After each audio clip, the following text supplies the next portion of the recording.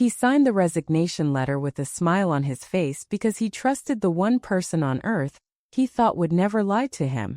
And that single signature would become the most expensive mistake of his entire life. Marcus had spent 11 years building a career at a logistics firm, climbing from warehouse floor to operations manager, and he was 3 weeks away from a scheduled raise when his wife Renee sat him down with tears in her eyes and told him she couldn't watch him waste his potential anymore. She said her best friend Talia, a VP at a marketing agency downtown, had a role opening up that would double his salary, and Talia had personally guaranteed it to her over wine one night. Not implied. Guaranteed. Renee said the paperwork was basically already moving, that all Marcus had to do was give notice so he'd be free to start the moment the offer landed, and that waiting around at his current job would only make him look indecisive to a company that valued people who moved fast. Marcus should have asked to see something in writing. He didn't. Because when your wife of 9 years looks you in the eye and says, "Trust me," you don't treat that like a business deal, you treat it like a marriage, and that's exactly the mistake that would gut him. He gave 2 weeks' notice. His manager, a woman named Carol who'd mentored him for almost a decade, actually pulled him into her office and asked him point blank if he had something in writing from this new company, because in her words, verbal promises before you quit a stable job are how people end up unemployed and humiliated. Marcus laughed it off. He told her Renee wouldn't set him up to fail. He believed that completely, the way you believe the sun will rise, the way you believe gravity works, an assumption so foundational he never even considered testing it. His last day came with a small office goodbye party, a card signed by people who'd known him for years, and a strange tightness in his chest he chose to ignore because surely that was just nerves about starting something new. The following Monday he called Talia's office to check in on next steps. The receptionist had no idea who he was. No interview scheduled, no offer in the system, nothing. He called Talia directly and she sounded confused, almost annoyed, and told him she'd mentioned in passing months ago that her company sometimes hired externally but she never promised him a job. She barely remembered the conversation at all. Marcus stood in his kitchen holding his phone like it had just betrayed him personally, and in a way it had, because the version of that conversation Talia remembered and the version Renee had sold him were two completely different stories. He confronted Renee that night, and she cried immediately, the kind of crying that arrives fast and convenient, telling him there must have been a miscommunication, that she was so sure it was real that she felt terrible. He believed her again. That's the part that guts me every time I read a story like this. The way betrayal doesn't announce itself, it apologizes and hugs you and makes you feel guilty for even being upset, and you end up comforting the person who just detonated your life. For the next 4 months, Marcus applied to job after job, sending out what felt like hundreds of applications, taking 2 interviews that went nowhere, watching his savings drain while Renee kept working her stable job as a hospital administrator, kept paying her half like clockwork, kept telling him it would all work out. She started subtly shifting bills onto his name. The car insurance, previously in both their names, quietly moved to his sole name during a policy update she said was for a better rate. The lease renewal on their apartment listed him as primary tenant for the first time in 3 years, something she explained as a paperwork fluke from the new property manager. Small things. Reasonable-sounding things. The kind of things you don't question when you're drowning in job rejections and just trying to keep your head above water, when your whole identity is wrapped up in shame about not providing, when the person supposedly loving you through it is the one quietly arranging the furniture around your fall. 6 months into unemployment, Marcus started picking up freelance delivery gigs just to feel like he was contributing something, anything, while Renee's behavior shifted in ways he was too exhausted to fully register. She started staying late at work events. She got a gym membership at a place across town instead of the one 3 minutes from their apartment. She began referring to their joint savings account as my savings in casual conversation, a slip she'd correct with a laugh, but a slip Marcus's gut kept snagging on anyway. The turning point came on an ordinary Tuesday when Renee left her laptop open on the kitchen counter while she ran out for groceries, and Marcus, only meaning to check the weather for his delivery shift, saw a notification pop up from a group chat titled Exit Plan. and something in his stomach dropped before his brain even caught up to why. He shouldn't have opened it. He did anyway, and what he found rearranged everything he thought he understood about the last year of his life. The chat included Renee, Talia, and Renee's sister Priya, and it stretched back 9 months, months before the promotion was ever mentioned to him. The very first messages laid it out with chilling calm. Renee saying she was done with the marriage but didn't want to leave broke, that in their state the divorce settlement would hinge heavily on who held financial leverage and stability at the time of filing, and that if Marcus were unemployed and dependent on her income when she filed, she'd walk away with the majority of their shared assets and minimal spousal support obligation. Talia had floated the fake promotion idea herself, joking at first, then Renee latched onto it as the perfect mechanism, a clean, guilt-free way to get Marcus to voluntarily dismantle his own financial independence. There were messages timed almost surgically.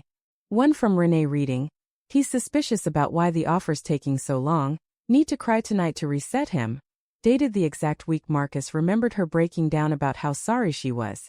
Another read, "Moved the car insurance to his name only. One less thing tied to me when this goes to court," dated the same week as that policy update. A message from Priya asked if Renee felt bad, and Renee's response was 3 words, "He'll be fine." Marcus read every message twice, his hands actually shaking, the betrayal landing in stages the way a punch sometimes does, first the shock, then the disbelief, then a slow-burning rage that felt like it was rewriting his nervous system in real time. This wasn't a marriage that fell apart. This was a demolition planned with spreadsheets and timelines, executed by someone who kissed him goodnight every evening while counting down to the moment she'd walk away with everything and leave him holding nothing but unemployment and his name on every bill. He didn't confront her that night.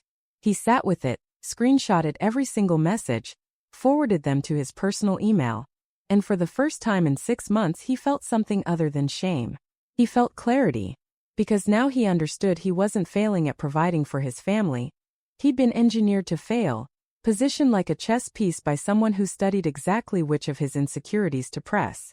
The next morning before Renee woke up, he called a divorce attorney, and for the first time since he'd signed that resignation letter, Marcus felt like he was finally the one holding the pen. Here's the thing about this story that I can't shake: Renee didn't fall out of love and panic her way into bad decisions. She built a case file. 9 months of documentation, timed emotional breakdowns, strategic paperwork shuffling. That's not heartbreak, that's project management. And honestly, the scariest part isn't even what she did, it's how normal she made it look from the outside. Nobody in their life suspected a thing because she performed the loving, supportive wife right up until the moment she didn't need to anymore. Drop a comment and tell me, would you have caught the warning signs earlier than Marcus did? Or do you think love genuinely blinds us all the same way?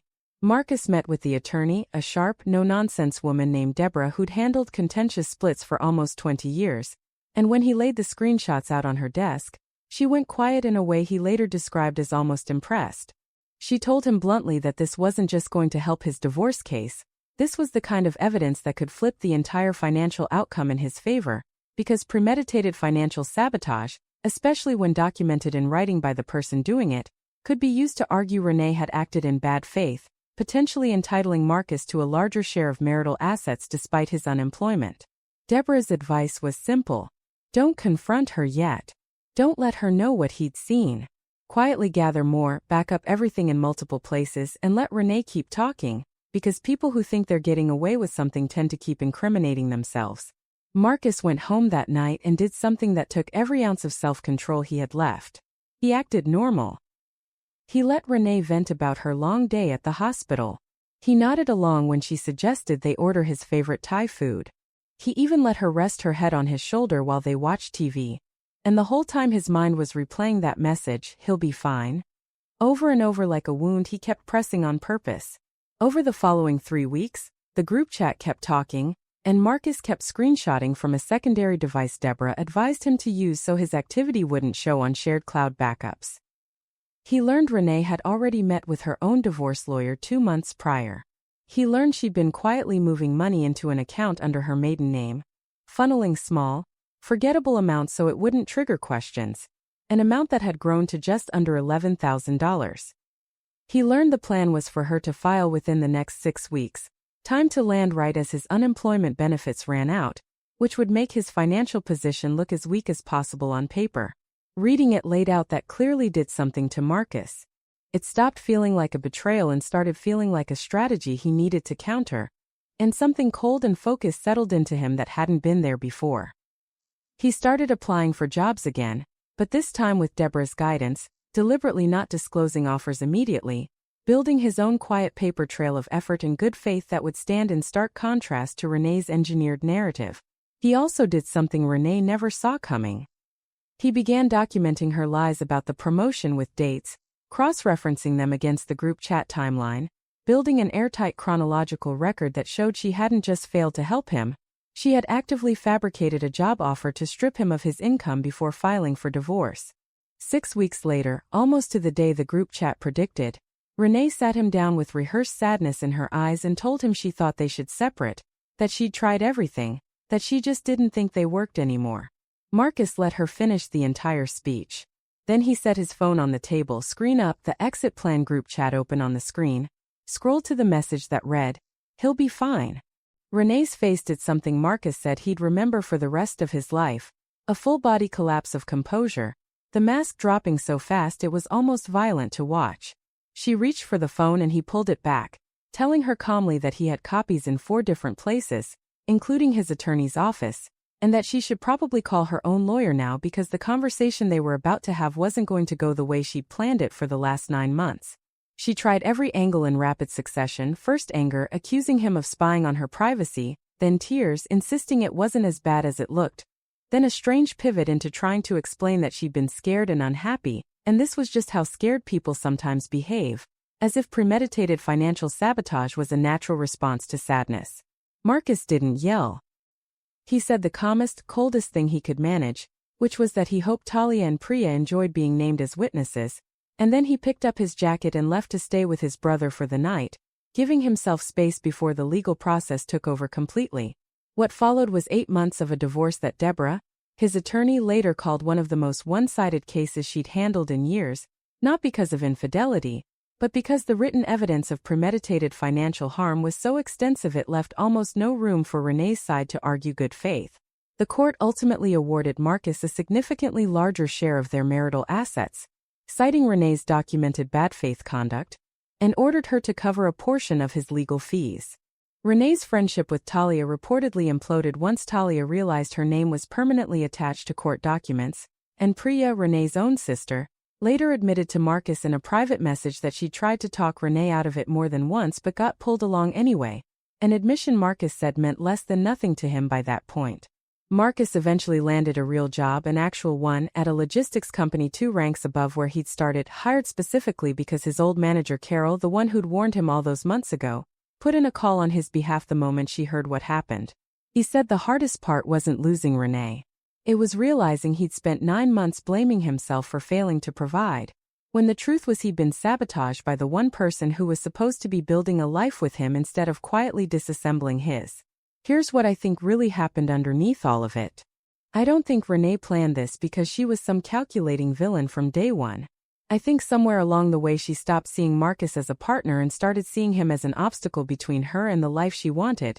And once that shift happened, every decision after became about managing him rather than loving him. That's the part that should scare all of us a little, because it means this doesn't start with a master plan. It starts with someone quietly deciding you're no longer a person to them, just a problem to solve. If you made it this far, drop your own theory in the comments. I want to know what you think was really going through Renee's head those 9 months. Hit subscribe if you want more stories like this one.